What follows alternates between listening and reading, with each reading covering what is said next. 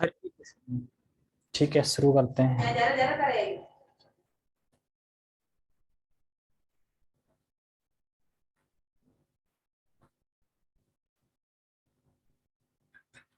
मंगलाचरण करते हैं। ओम अज्ञानतिमिरान्धस्य ज्ञानञ्जनशलाकया चक्षुरुन्मिलितं येन तस्मै श्रीगुरुवे नमः। श्रीचैतन्यमनोभीष्टं स्थापितं येन भूतले स्वयं रूप कदा मह्यं ददाति सत्यकान्तिकम्।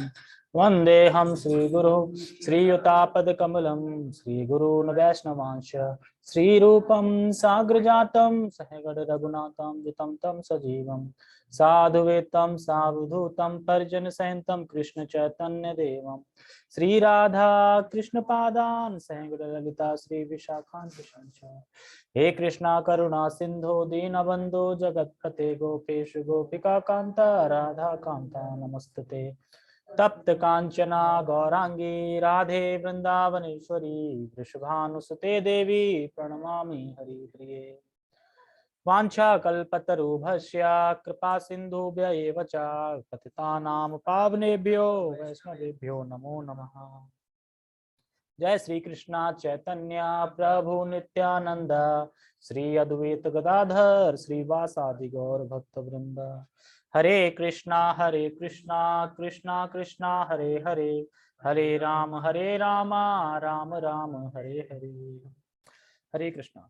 नमो विष्णुपादाय कृष्ण पृष्ठाय भूतले श्रीमते भक्ति वेदांता स्वामिनि इति नामने। नमस्ते सारस्वते देवे गौरवाणी प्रचारिणे निर्विशेष शून्यवादी पश्चात देश तारणे। ओके, हरे कृष्णा, शुरू करते हैं।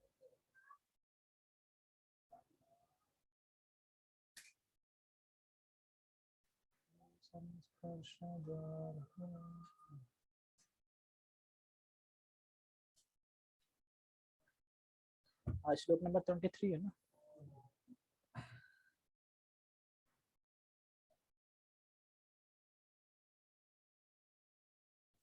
23 आ गया, ठीक है। ओके ठीक है, स्टार्ट करते हैं। कल हमने पढ़ा था अध्याय 5 श्लोक नंबर 22।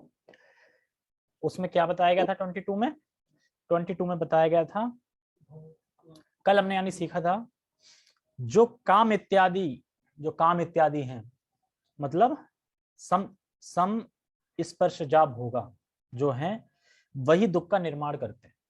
दुख का निर्माण मतलब दुख आया कहां से, दुख बना कैसे? तो एक्चुअली जो सम स्पर्श जा जो भोग हैं वही करते हैं। क्या था उसमें? आंख रूप को देख रही है, मतलब जो इंद्रियां हैं, जो ज्ञान इंद्रियां हैं, जो स्पर्श कर रहे हैं उससे, तो वही दुख का निर्माण करने वाला है। अच्छा ठीक है, आज के श्लोक में क्या बता रहे हैं? फिर आज के श्लोक में बता रहे हैं, आज बता रहे हैं कि जो व्यक्ति इन भोगों को, कौन से भोगों को? जो सन स्पर्शजा भोगा जो थे, उन भोगों को प्राप्त करने वाले वेग, यानी भोग जब भी कोई प्राप्त होते वेग आता है ना मन में, एकदम आता है ये करना है, ये करना है, वेग आता है ना। वेग मतलब काम का वेग, क्रोध का वेग, लोभ का वेग, ये सब वेग आते हैं एक तरीके से, उनको कोई सहन करना सीख ले। तो बता रहे हैं कि आज के श्लोक बता रहे हैं, जो व्यक्ति इन भोगों को प्राप्त करने वाली वेग को सहन करता है उसे क्या लाभ प्राप्त होगा, ये बताएंगे आज के श्लोक। मान लो कि किसी ने वेग सहन कर लिए तो उसे क्या लाभ मिलेगा? तो लाभ यही मिलेगा कि वो सुखी रहेगा, हैप्पी रहेगा इस जीवन में रहते हुए, इस लाइफ में रहते हुए वो सुखी रहेगा, दुखी नहीं रहेगा वो, जो अपने इन वेगों को सहन कर लेगा। तो हमें अपने वेगों को सहन करना ही पड़ेगा। ठीक है, क्या क्या वेग होते हैं सब बताया जाएगा। सबसे पहले पढ़ते हैं श्लोक। शक्नोति हैव यः सोढुम् प्राक्शरीरविमोचनात् काम क्रोधोद्भवं वेगम् संयुक्तः स सुखी नरः। शक्नोति हैव यः सोढुम् प्राक्शरीरविमोचनात् काम क्रोधोद्भवं वेगम् संयुक्तः स सुखी नरः। ठीक है, इसका अर्थ समझते हैं। शाक्नोति हैव यह सोडूम, सोडूम कहते हैं मतलब सहन करना, सोडूम मतलब सहन करना। इस जगत में जो व्यक्ति इन वेगों को, पिछले श्लोक में बताए गए थे ना कि जब इंद्रियां उसकी स्पर्श कर रही है तो भोग, मतलब भोग का निर्माण हो रहा है।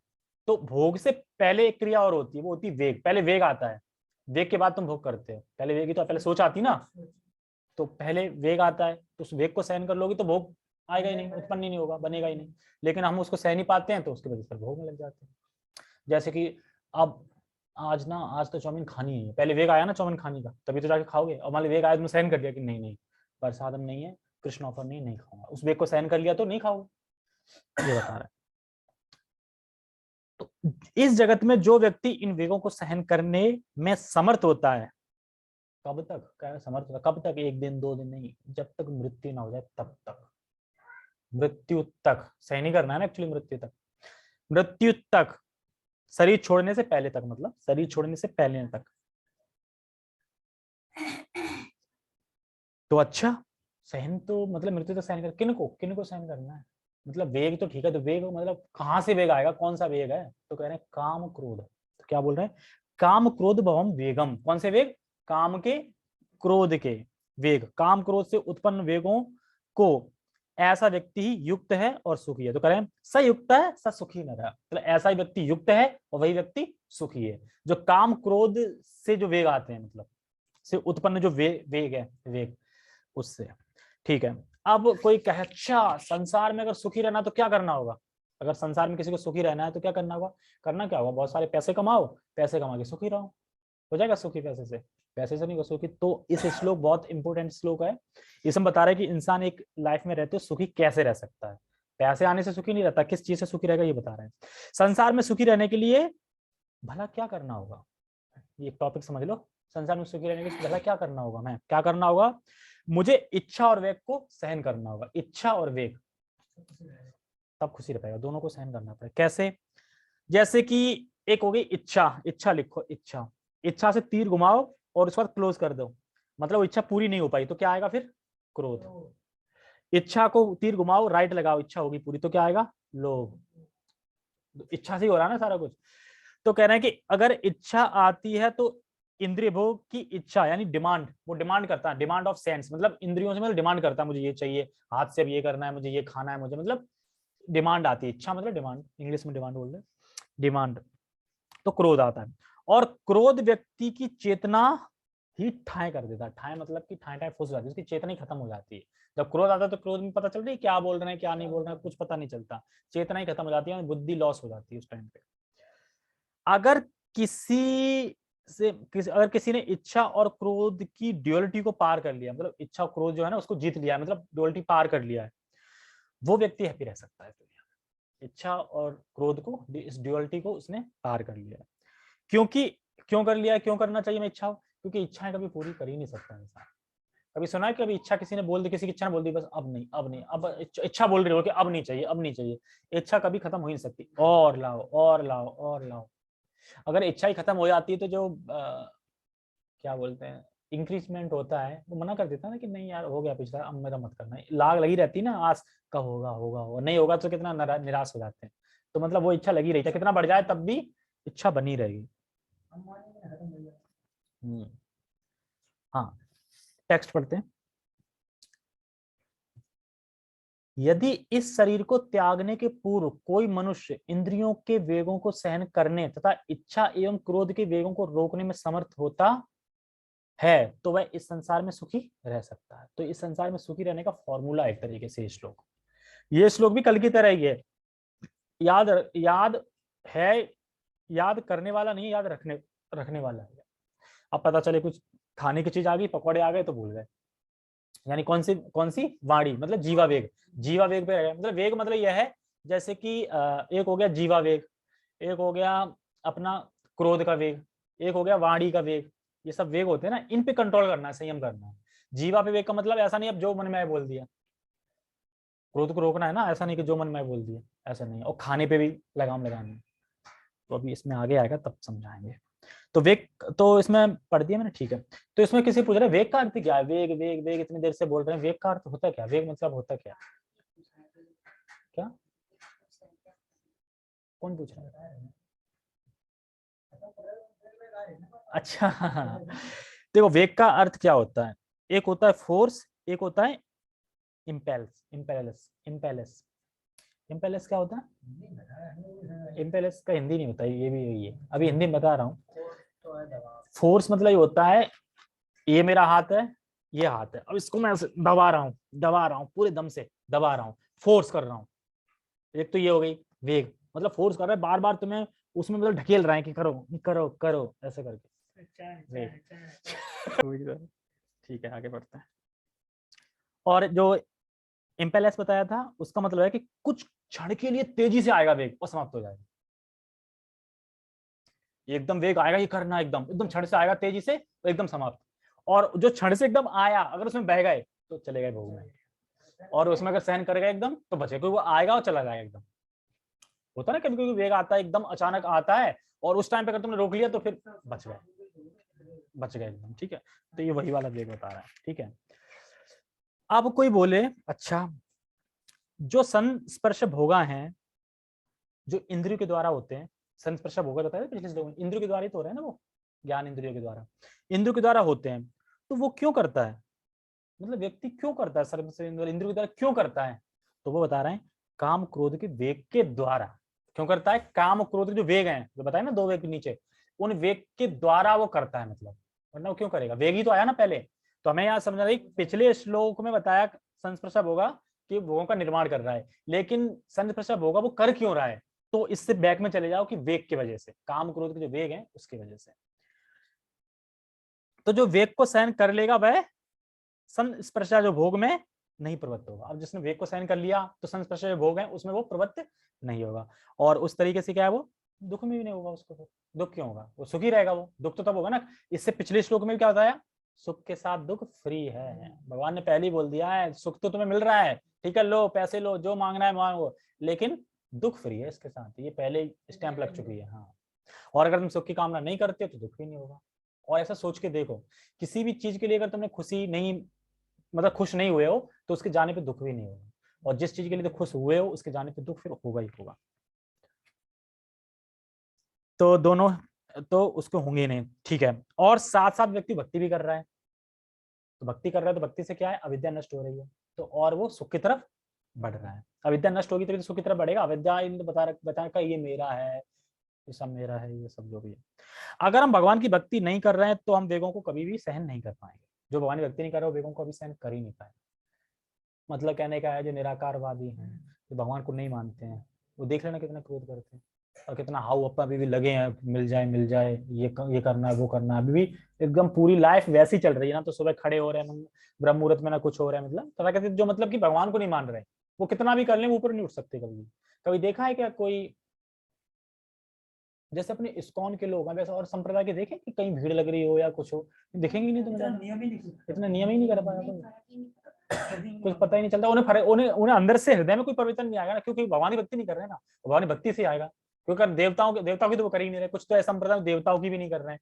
भैया अगर कोई देवताओं की कर रहा है वो उससे सही है, उससे सही है, अगर कम से कम देवताओं को तो मान रहा है। देवता क्या करेंगे, धीरे धीरे कहीं ना कहीं लेके उठ ही जाओगे धीरे धीरे, लेकिन कोई देवताओं को भी नहीं मान रहा है, सबको कर दिया, तो वो तो एकदम घोर अंधकार में, घोर अंधकार में दिखाई नहीं दे रहा। ठीक है, तो कह रहे हैं अगर हम भगवान की भक्ति नहीं कर रहे हैं तो हम इस वेग को सहन नहीं कर सकते, तो हमें वेग को सहन करना है। वे पूछा ना कि कैसे, एक के बाद सहन करना है, तो भक्ति करोगे तो सहन हो जाएगा, भक्ति नहीं करोगे तो सहन नहीं हो पाएगा। आंसर, अच्छा ये बताओ कि क्या काम क्रोध कभी नष्ट नहीं होंगे, जैसे इसमें बोला है ना भगवान ने मरते दम तक, मतलब मृत्यु के पूर्व तक, मतलब कि जब तक शरीर है तब तक सहन करना है, तो इसमें काम क्रोध कभी नष्ट नहीं होंगे, मतलब हमेशा सहन ही करना है। पर हमने तो भागवत में सुना है कि जो जो भगवत गीता, जो भगवान की कथा सुनता है वो उसके रजोगुण तमोगुण खत्म हो जाता है, सतोगुण में आ जाता है, तो सतोगुण में आना है ना, तो फिर ये दोनों स्पर्धा कैसे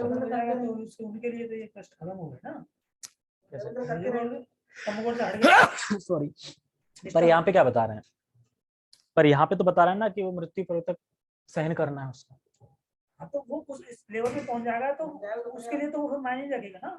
हाँ, मतलब क्या है सहन करने का मतलब, ये बता दिए, दो क्लूज दिए, एक तो यही, एक दिए चेतावनी, मतलब कि अगर तुम मान लो कि बन गए हो, मतलब अब ये मत सोचा रहे हम तो अब बहुत ऊंचे बन गए, अब क्या दिक्कत है, अब क्या होने वाला है, अब तो मैं कहीं भी देखूं कुछ भी करूं तो तो फिर भी जा सकते हैं। तो एक तो ये बता रहे हैं कि कब तक सहन करना है, मृत्यु पूर्व तक, ठीक है।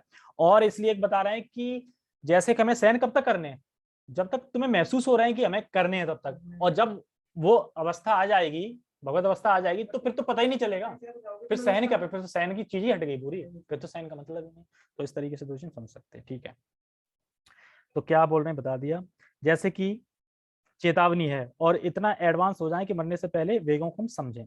तो इसी में भी ट्रेन का एग्जांपल दिया था, चाय का। चाय का मतलब ये है कि वेग सहन करते तो कैसे सहन करने, कोई बोले कैसे सहन करना वेग, ऐसे करना जैसे अब ट्रेन में गए, अब बैठ गए, अब ट्रेन में चिल्ला रहा है चाय चाय चाय चाय चाय, हम सुन तो रहे ना कानों से, आया चाय चाय, और वो ऐसा नहीं है कि वो चाय दे के चले जाए, चाय लोगे, ये और पूछेंगे, दूसरा आ गया, तीसरा आ गया, चाय लोगे, मतलब वो एक के बाद एक, शायद मतलब फिर तुम्हारा मन हो ही जाएगा कि अरे ले लो, बार बार आ रहा है, ठीक है चाय। तो ऐसी माया चिल्ला रही, भोग भोग भोग भोग भोग, लोगे भोग, भोग भोग भोग भोग, लोगे भोग, ऐसे करके। तो इधर वो चाय चाय चल रहा था, भोग, लेकिन तुम क्या कर रहे हो, सहन कर रहे हो, नहीं चाय नहीं पीनी, ऐसे में भोगों को सहन करना है। तो इस तरीके से हम वेगों को सहन कर सकते हैं, ठीक है। और बता रहे हैं कि इसमें और बढ़ने से मतलब कि ये अवस्था आने से हमें ईर्ष्या और द्वेष से बचना चाहिए।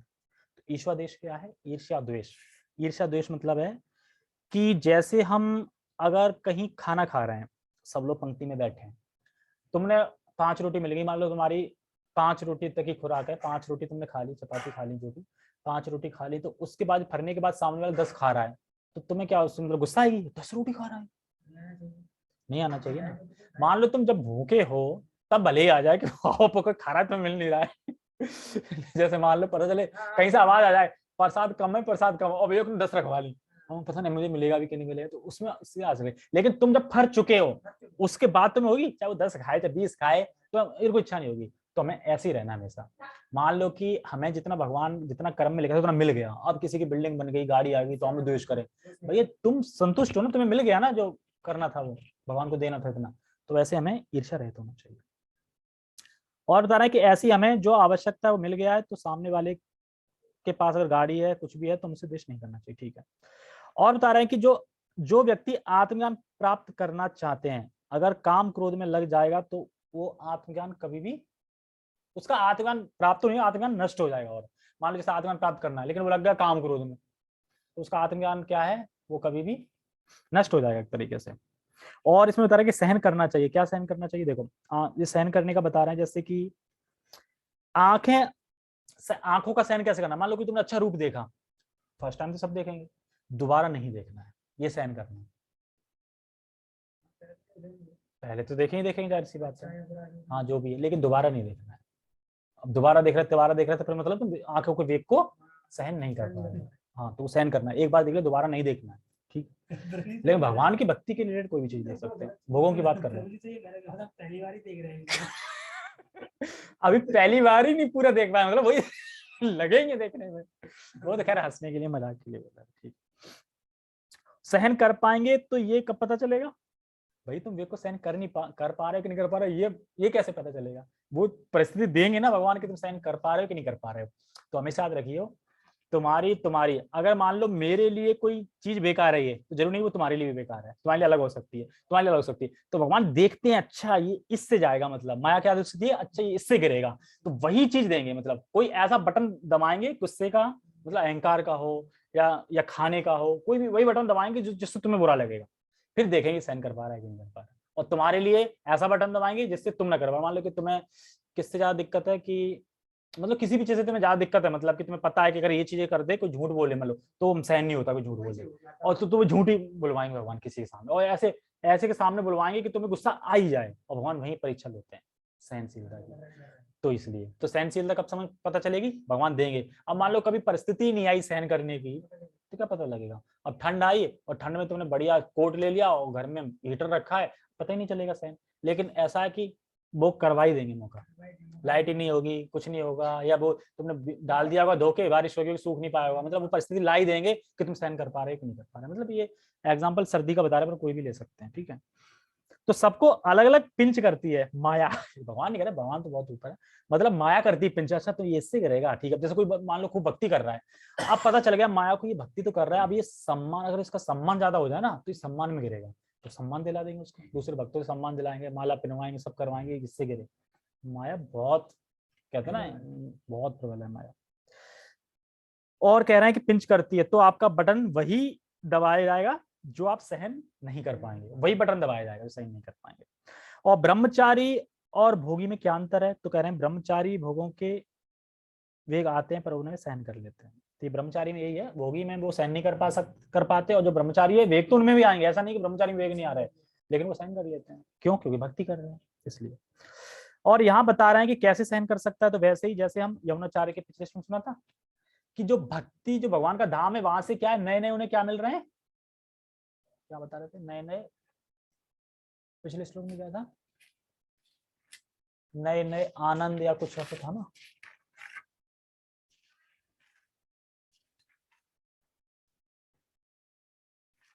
किसी को याद नहीं। हाँ, जब वो मेरा मन कृष्ण के चरण कमलों में लगता है, तब वह चरण कमल जो नए नए रसों का धाम है। तो जब भक्ति में तुम्हें नए नए रस मिलते जाएंगे तो तुम सहन कर ही लोगे ना उनको। तो भाई यहाँ पे बता रहे हैं पिछले श्लोक से कैसे सहन कर सकते हैं, कि ऐसे सहन कर सकते हैं। सहन कर सकता है तो वही जैसे यमुनाचार्य थे, जैसे भगवान की भक्ति में जो सुख प्राप्त हो रहे हैं, तो इनके आगे वेग फिर सहन करने का क्या कठिन है। जब भक्ति में इतना सुख प्राप्त हो रहा है तुम्हें, तो वेग पता चलेगा, कुछ नहीं पता चलेगा। तो ऐसे हम सहन कर सकते हैं कि जब भक्ति में लग जाएंगे, भक्ति के जब रस मिलने लगेंगे, तो फिर वेग सहन हो जाते हैं। एग्जाम्पल, जैसे अगर हम बांस चबा रहे हैं, कभी संतुष्ट होंगे? मीठा नहीं निकल रहा, रस नहीं निकल रहा है, खूब चबा रहे हैं, दांत पूरे घिस गए पर रस नहीं आ पाया, आएगा कभी रस? तो ऐसे हम शरीर से जितना भोग करेंगे कभी संतुष्ट नहीं हो सकते, आएगा ही नहीं जब तक गन्ना नहीं चबाएंगे तब तक, ओरिजिनल गन्ना। तो ऐसे ही बता रहे हैं।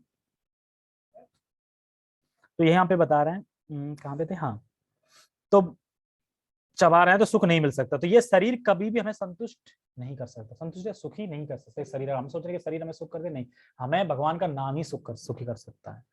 तो कोई भी भोग हमको संतुष्ट नहीं कर सकता, पर हमें तो आत्मा का आनंद प्राप्त हुआ नहीं है। तब कोई बोले हमें तो आत्मा आनंद प्राप्त हुआ नहीं, तो हम कैसे हम तो संतुष्ट कैसे हुए? अब आत्मा का प्राप्त हुआ नहीं हमें आनंद अभी, लेकिन ये सब बता रहे हैं ना आप, जैसे कि हमने चार का जो एग्जाम्पल दिया, तो वो तो संतुष्ट हो जाएंगे, हम कैसे होंगे? तो बता रहे हैं हमें अपनी बुद्धि को स्ट्रांग बनाना है। कैसे? शास्त्र पढ़ के, भक्तों का संग करके। जब बुद्धि स्ट्रांग, क्यों भगवान ने पिछले दूसरे अध्याय में, तीसरे अध्याय में बोला था, क्या बोला था, कि मन से ऊपर बुद्धि है, मन से नीचे इंद्रियां हैं, और बुद्धि से ऊपर आत्मा है। तो एक्चुअली है तो अपन टॉप फॉर्म में, लेकिन अपने स्वरूप को भूले हुए हैं एक तरीके से। तो हमें बुद्धि को स्ट्रांग बनाना है, क्योंकि बुद्धि फिर आत्मा जो कहेगी, बुद्धि उस हिसाब से रहेगी, मन के ऊपर नहीं चलेगी।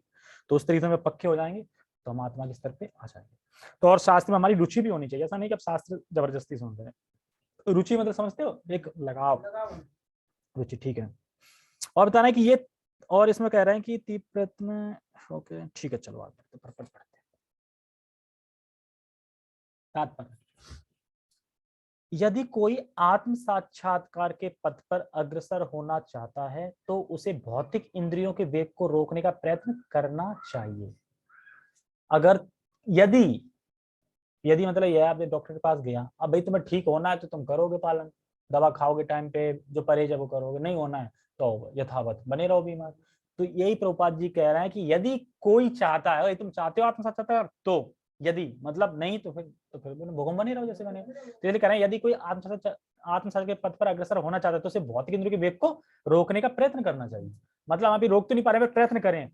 जैसे कि निंदा नहीं करनी पर हो गई, पर हम प्रयास कर रहे हैं निंदा ना करने का, मतलब निंदा नहीं करनी है पर निंदा हो गई, क्रोध नहीं करना पर क्रोध हो गया, पर हम प्रयास कर रहे हैं बार बार। मान लो सफल नहीं हो पा रहे हैं, पर प्रयास करते एक दिन सफल हो जाएंगे प्रयास करने में। तो यही यदि मतलब बता रहे हैं यहाँ पे। पहले मैं ये बता दूं, वेग कहाँ से उत्पन्न होते हैं, तो जहां जहां हमने इंद्रिया का संपर्क किया है, और अब हम भक्ति करते रहेंगे तो वो धीरे धीरे नष्ट हो जाएंगे ना। वेग कैसे आते हैं, तो क्योंकि हमने इंद्रियों को संपर्क किया तो वहीं से तो वेग आएगा। मान लो कोई चीज कभी देखा है, तभी तो उस चीज का मन करेगा चलो दोबारा करें, ठीक है, वही मन पहुंचेगा, वही इंद्रियां। तो अब हम भक्ति कर रहे हैं, इंद्रिया कहाँ जा रही है हमारी, भक्ति में, तो फिर धीरे धीरे वेग क्या है, खत्म हो जाएंगे, ये बता रहे हैं। तो इसमें कह रहे हैं प्रयत्न करना चाहिए। तो इसमें सबसे महत्वपूर्ण है यदि। यदि करना चाहते हो तो करो प्रयत्न, नहीं करना चाहते तो प्रयत्न। जैसे कि बता रहे हैं, मतलब जैसे मरीज को सोचना है कि मुझे ठीक होना है कि नहीं, जब मरीज को सोचना है ना मुझे ठीक होना है कि नहीं, डॉक्टर ने तो अपनी दवा दे देगा, तो मरीज का सोचना है। तो यदि हमें आत्म साक्षात्कार के पथ पर अग्रसर होना चाहता हूं, तो जैसी होना चाहता हूं, या फिर जैसी वस्तुएं हैं यथावत वैसे रहना चाहता हूं। तो ये चीज बता रहे हैं, ठीक है। और ये वेग क्या है, ये वेग है वाणी वेग, क्रोध वेग, मनोवेग, उदर वेग, उपस्थ वेग तथा जीवा वेग। तो ये सब वेग है। मतलब जैसे क्रोध का वेग आता है ना, एकदम अंदर से एकदम आता है वेग, एकदम खाने का आता है, उदर वेद आता है, उपस्थ वेद आता है। तो इसमें लिंक्ड है, मतलब दो ही वेग हैं, उन दो वेग से लिंक है दो वेद। कैसे, जैसे बता रहे हैं देखो, जीवा वेग।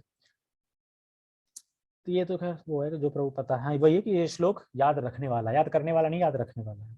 वाणी का वेग क्रोध और मन के वेग का स्विच है। जो वाणी का वेग है वो किसका है, क्रोध का और मन का स्विच है एक तरीके से। वाणी के वेग से दो चीज कंट्रोल होती है, मतलब ठीक है, वाणी बहुत इंपॉर्टेंट है इसमें, ठीक है। और दूसरा है, और जीवा वेग, जीवा वेग वो उदर और उपस्थ का स्विच है। उपस्थ मतलब जनेन्द्रियां, उदर मतलब पेट, ठीक है, इनकी स्विच है। कैसे, अगर आपको क्रोध आ रहा है तो बोलिए मत, चुप हो जाओ, थोड़ी देर में वो वेग चला जाएगा। वेग क्या बताया था, एक तो वो है कि पहले तो मुक्का देगा नहीं, करो करो, लेकिन तुम मुंह बंद कर लिया, ठीक है। अब बिना मुंह बंद करके गुस्सा दिखा सकता है मनी मन में, मतलब तो क्या पता चल रहा है, तो कोई महत्व नहीं ना गुस्से का। बिना वाणी के क्रोध का कोई महत्व है नहीं, तो कोई महत्व नहीं है। तो वही है ना, और फिर उसके बाद वेग चला जाएगा तुम्हारा, सब सही है ना? तो वाणी का वेग से बता रहा है, वाणी का वेग से क्या, किसका स्विच है, क्रोध का और मन का, ठीक है, मन में आता है। और क्या बता रहे हैं, हाँ बोलिए मत, तो बिना बोले क्रोध का कोई महत्व नहीं है। जब आप क्रोधित हैं तब आप शांत रहिए, मतलब शांत मतलब चुप रहिए, मतलब कुछ बोलिए मत, जब भी आए बोलिए मत कुछ। लेकिन ऐसा हो नहीं पाता, देखो सभी आ जाएगा गुस्सा, तभी आ जाएगा, एक बार बोलिए पानी दे दिए, दूसरी बार पानी, तीसरी बार नहीं आया तो फिर ऊंची आवाज जाएगी सीधी। तो भी दिक्कत है ना। कह रहे हैं कि, और बता रहे हैं कि, और हमने वाणी को संयमित कर लिया है तो हम वेग को सहन कर लेंगे। तो हमने बस वाणी को संयमित करना है, तो मन और क्रोध का वेग संयमित हो गया ना अपने आप ही, तो वाणी फिर सोच लेगा। और कह रहे हैं जैसे देखिए, और मन के भी दो प्रकार के वेग हैं, एक मन से स्विच हो गया, मतलब वाणी स्विच होगा, और जो मन है, तो मन के भी दो प्रकार के वेग बता रहे हैं। कैसे, एक तो है विरोधी क्रोध, और एक है अपिरोध प्रीति। अपिरोध प्रीति मतलब ये चाहिए चाहिए चाहिए चाहिए, दोनों का नहीं, चाहिए चाहिए चाहिए, उसका हम विरोध नहीं कर पा रहे। विरोध प्रीति मतलब उसका विरोध नहीं कर पा रहे कि चाहिए चाहिए, मतलब इसको हम विरोध कर दें, हम कर नहीं पा रहे हैं विरोध, मतलब चाहिए तो चाहिए चाहिए, मतलब ऐसा नहीं कि अपने मन से अपने बुद्धि से उसका विरोध कर दें, नहीं चाहिए। और एक है नहीं चाहिए, वो भी होता नहीं चाहिए, कोई रूढ़ी नहीं चाहिए, जाओ नहीं ले रहा, जाओ फेंक दिया, ये डला तुम्हारा, जाओ, तो नहीं चाहिए, तो ये भी दिक्कत है। तो दो है, मन के फंक्शन दो बता रहे हैं। तो इसे हम अगर, इसे हम कम से कम वाणी के द्वारा प्रस्तुत ना करें, तो ये दोनों चीज जब आ रही तो मैं वाणी से ना करें, चाहिए चाहिए चुप रहे, नहीं चाहिए नहीं चाहिए चुप रहे, तो सब वाणी से ही हो गया ना, मतलब वाणी से ही मेन चीज होगी। प्रदर्शित नहीं करा ना तुमने अपना क्रोध, प्रदर्शित नहीं किया कि क्रोध आ रहा है, क्रोध पता क्या चलता है, कोई बोले तब, अब बोल नहीं रहा है, तब मुंह से भले ही कैसे कर रहा हो, कितना करेगा, बोल ही नहीं पा रहा है, ठीक है, ये बता रहा है। और जीवा वेग तो पता है, ऐसा नहीं अब जीवा वेग है और आया वेग तो हाउ अप करके खा रहे हैं, गोलगप्पे दे, गोलगप्पे दे, गोलगप्पे लाओ, छोले भटूरे, कोई लाया क्या है, छोले भटूरे लाओ, पेल के खा रहे को, फिर उसके बाद पेट में जलन हो रही है यार, पेट में दर्द हो रहा है, ये हो रहा है वो हो रहा है, तो उपस्थ और फिर जनेंद्रियां, ये सब इफेक्ट पड़ेगा उसका, ठीक है। तो जिसने जीवा को कंट्रोल कर लिया है तो उसके लिए ब्रह्मचर्य अपने आप हो जाता है। हाँ, अगर गृहस्थ में जिसने जीवा पे कंट्रोल कर लिया है, वो ब्रह्मचर्य का पालन उसका हो रहा है। ठीक है, तुम्हारे लिए पॉइंट है, अगर ब्रह्मचारी बनना है तो जीवा पे कंट्रोल कर लो, ये रहते रहे बन जाओगे, लेकिन हो पाएगा पता नहीं, बीवी कैसे मिलेगी, अब भी अगर शादी कर ली तो तुम्हें कंट्रोल कैसे कर पाओगे, ये बता रहे। जैसे मान लो गृहस्थ में रह के तुमने जीवन कंट्रोल कर लिया, तो तुम ब्रह्मचर्य का मान लो पालन कर रहे हो, ठीक है, लेकिन अब बीवी कैसे मिलेगी क्या पता, अब बीवी छोड़ा, बच्चे कैसे हो गए, फिर बाल नोच रहे क्या पता, तो वही है, ठीक है। आगे आगे है, कहाँ पे थे, ठीक है। जो व्यक्ति इन विभिन्न इंद्रियों के वेगों को तथा मन को वश में करने में समर्थ है, वह गोस्वामी या स्वामी कहलाता है। देखो ना, गोस्वामी, गोस्वामी मतलब अपने इंद्रियों पे कंट्रोल, गोस्वामी मतलब गो मतलब ये इंद्रियों के कंट्रोलर, स्वामी कहलाता है। ऐसे गोस्वामी नितांत संयमित जीवन बिताते हैं और इंद्रियों के वेगों का तिरस्कार कर देते। तिरस्कार से मतलब क्या होता है, चाय चाय चाय चाय चाय नहीं चाहिए नहीं चाहिए, नहीं तिरस्कार कर रहे हैं, नहीं नहीं, चाय भी हो गई और कोई भी भोग हो गया, कोई वेग हो गया, सबको तिरस्कार कर रहे हैं, नहीं नहीं नहीं नहीं, ये कह रहे हैं। तिरस्कार मतलब चाय चाय नहीं चाहिए, और ऐसे करते चाहिए, तो वेग आते हैं तो बस हमें तिरस्कार करना है, जब भी वेग आएंगे हमें उनका तिरस्कार करना है, तिरस्कार करना है। तो जो मन में आए मैं वो नहीं बोलने की आवश्यकता नहीं है, मतलब जो मन में आए, ऐसा नहीं कि जो मन में आए वो बोल दिया, तो मैं वही बोलना है जो शास्त्र उचित हो, भगवान के संबंध में हो, वही सब वार्ताएं करनी चाहिए। अब इसमें बता रहे हैं कि भक्त निंदा या अपराध करना बहुत बेकार है। भक्तों लोगों का मतलब जीवन में निंदा या अपराध करना बहुत वैसा है, किसकी तरह, आचार की तरह है। जीभ पे तो बड़ा बढ़िया लगती है और जब अंदर जाती है तो फिर जलन करती है। वैसे आगे पढ़ते हैं। भौतिक इच्छाएं पूर्ण ना होने पर क्रोध उत्पन्न होता है और इस प्रकार मन, नेत्र तथा वक्षस्थल उत्तेजित हो जाते हैं। तो ये तो पता ही है कि जब भौतिक इच्छाएं पूरी नहीं होती तो क्रोध उत्पन्न होता ही होता है। और बता रहे हैं कि उत्तेजित होते हैं। उत्तेजित मतलब भौतिक इच्छाएं तो आएंगी ही, ऐसा है कि भौतिक इच्छाएं ना आएंगी ही, और वो पूर्ण नहीं होंगी तो क्रोध तो आएगा ही। भौतिक इच्छा आएंगी आएंगी और उन्हें तुम पूर्ण तो, हर इच्छा तो पूर्ण कर नहीं पाओगे तो क्रोध फिर होगा। तो भले ही इच्छा पूर्ण ना हो और मन क्रोधित हो, पर अगर हम अभ्यास कर रहे हैं ना भक्ति का तो धीरे धीरे तुम उसको सहन कर लोगे क्रोध को। जैसे मान ले कि एकदम सब्जी में नमक ज्यादा है तो हो सकता है कि तुम्हें अभी बोले नहीं हो, लेकिन खाती खेमे कोरा में क्रोध तो आ गया तुम्हें, लेकिन क्योंकि तुम भक्ति कर रहे हो ना तो फिर क्रोध तुम्हारा सहन भी कर लोगे तुम। अब छोड़ो, भगवान की कृपा है, भगवान ने खा लिया तो हम भी खा लेंगे, ऐसा कर सोच के रह जाओगे। लेकिन अगर भक्ति नहीं कर रहे होगे तो नहीं रह पाओगे, तो फिर वो है। तो क्रोध आ जाएगा मन में लेकिन बाहर नहीं निकल पाएगा, तुम सहन कर लोगे भक्ति करने से। एग्जाम्पल, नमक ज्यादा है सब्जी में तो दो चीजें सोचो, जिसने सब्जी में नमक डाला होगा उसने जानबूझ ज्यादा डाला होगा क्या, ये सोचो। और दूसरा, ये तुम्हारे चिल्लाने से कम हो जाएगा क्या वो, तो फिर क्रोध नहीं करना है। आगे पढ़ते हैं, कहां पे। अतः इस शरीर का परित्याग करने के पूर्व मनुष्य को इन्हें वश में करने का अभ्यास करना चाहिए। तो अभ्यास करना चाहिए का बता रहे हैं इसमें, वो कहा, हाँ, अभ्यास करना चाहिए। जो ऐसा कर सकता है वह स्वरूप सिद्ध माना जाता है और आत्म साक्षात्कार की अवस्था में वह सुखी रहता है। सुखी रहता मतलब, जैसे अभ्यास मतलब आप परफेक्ट नहीं हुए, मतलब कोई क्रोध कंट्रोल करने में भी, क्रोध का जो वेग है उसको सहन करने में परफेक्ट नहीं हुआ है, लेकिन हमें प्रयास करना है, प्रयास करना है, प्रयास करना है, प्रयास करना है। तो प्रयास करते रहेंगे तो एक दिन परफेक्ट हो जाएंगे। जैसे एग्जांपल बता रहे हैं, बार बार कर रहे हैं तो जरूरी नहीं कि हर बार हम परफेक्ट होंगे, पर हम प्रयास कर रहे हैं, मतलब बार बार हम प्रयास कर रहे हैं, पर अब जरूरी नहीं कि हर बार परफेक्ट ही होगा, लेकिन प्रयास करते रहना है। एक्चुअली प्रयास करते रहेंगे, जैसे मान लो कि हम जो डीटी वर्शिप कर रहे हैं, जो भी कर रहे हैं सेवा, तो हम क्या चाहते हैं कि कोई गलती हो, नहीं, पर हो जाती है ना, तो हम प्रयास तो कर रहे हैं गलती ना होने का, पर वो हो रही गलती, तो वही चीज बता रहे हैं। तो बार बार कर रहे हैं तो जरूरी नहीं कि परफेक्ट हो, पर प्रयास कर रहे हैं। जैसे प्रयास कर रहे हैं, निंदा नहीं करूंगा नहीं करूंगा, फिर हो गई, परफेक्ट नहीं हो पाए तो, क्योंकि वेग आ गया, परफेक्ट नहीं मतलब मतलब खड़े नहीं उतर पाए उस पर, लेकिन प्रयास तो कर रहे हो ना, फिर करेंगे प्रयास। ऐसे प्रयास कर रहे थे, क्रोध ना आए, क्रोध आ गया, परफेक्ट नहीं हो पाए लेकिन प्रयास कर रहे हैं, तो प्रयास नहीं करना है। तो हो सकता है जब आपको फल प्राप्त हो गया है तो इसमें बहुत लेट हो गया है, कुछ नहीं कर सकते, पर करना क्या है, आगे क्या करना है, वो निर्णय हमें लेट नहीं करना चाहिए। मान लो किसी ने दही खा लिया, प्रभु की तरफ दही खा लिया, कफ हो गया एकदम, अब इसमें तो लेट हो गया ना, ऑलरेडी लेट हो चुके हैं ना, दही खा भी लिया, कफ हो भी गया, अब उसमें विचार करने से क्यों खाया ये वो, हमें एक ना आगे नेक्स्ट स्टेप, मतलब क्या निर्णय लेना है वो लेट नहीं करना है, दवा लेनी है तो जल्दी लेनी है, मतलब वो लेट नहीं करना है। उसमें लेट ऑलरेडी हो गए, लेट होते नहीं तो वो चीज बीमारी होती नहीं, तो बीमारी क्यों हुई कि तुम लेट हो गए उसमें ऑलरेडी, लेकिन आगे हमें लेट नहीं करना क्योंकि पीछे तो निकल चुका, आगे देखना है ना तुरंत क्या आगे क्या करना। अब नहीं पीछे का गाते रहो, पीछे के ऊपर लड़ते रहो तो आगे का लेट होता रहेगा, आगे लेट नहीं करना। हाँ, जैसा एग्जाम्पल दही कफ का क्या करना है उसके लिए पढ़ दिया, ठीक है। तो जब माया अपने बाण, इलाज पढ़, योगी का कर्तव्य है कि वह इच्छा और क्रोध को वश में करने का भरसक प्रयत्न करे, तो भाई प्रयास करें, मतलब प्रयत्न करें। तो इसमें बता रहे हैं कि जैसे माया अपने बाण चला रही है ना बार बार वेग के, जब माया बाण चला रही तो हम तो अपने हाथ बंद कर लिए, हम भी अपने बाण चलाएं। कौन से बाण है, हरे कृष्णा कृष्णा कृष्णा हरे हरे, हरे राम राम राम हरे हरे। ओके, ठीक है। तो एक सेकेंड हो अभी,